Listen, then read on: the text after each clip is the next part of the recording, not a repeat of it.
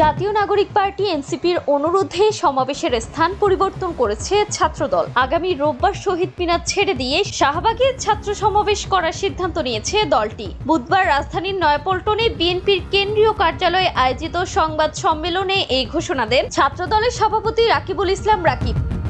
এর আগে 23 আগস্ট কেন্দ্রীয় শহীদ মিনারে ছাত্র সমাবেশ করার জন্য ঢাকা বিশ্ববিদ্যালয়ের প্রক্টর বরাবর লিখিত আবেদন করেছে ছাত্রদল। তারা অনুমতিও পায়, তবে এনসিপির অনুরোধে ছাত্রদল শেষ পর্যন্ত ছাত্র সমাবেশের স্থান পরিবর্তন করল।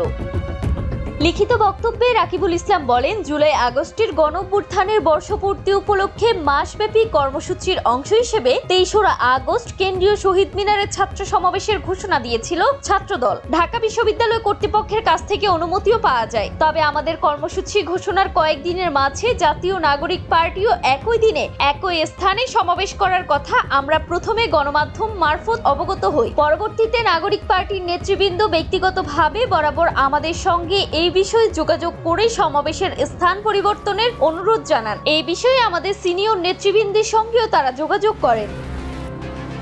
এ ধরনের একটি কর্মসূচি ঘোষণা করার পর সকল প্রস্তুতি সম্পন্ন করার পর কর্মসূচির ভিন্ন কোনো স্থানে সরিয়ে নেওয়া খুবই বিব্রতকর ও কষ্টসাধ্য একটি কাজ।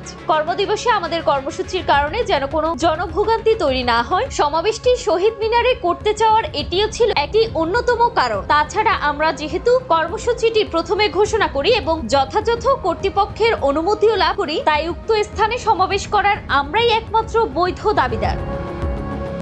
তারপরেও উদার রাজনৈতিক চর্চা ও পরম সহিংসতার মূল্যবোধ থেকে কেন্দ্রীয় শহীদ মিনারের পরিবর্তে শাহবাগে সমাবেশ আয়োজনের সিদ্ধান্ত নেওয়া হয়েছে বলে জানান ছাত্রদল সভাপতি। তিনি বলেন, শাহবাগে ছাত্র সমাবেশ উপলক্ষে ঢাকাবাসীর কাছে আগাম দুঃখ প্রকাশ করছি। আমরা কাটার বদলে ফুল দিতে চাই, উত্তেজনার বদলে শান্তির বার্তা দিতে চাই।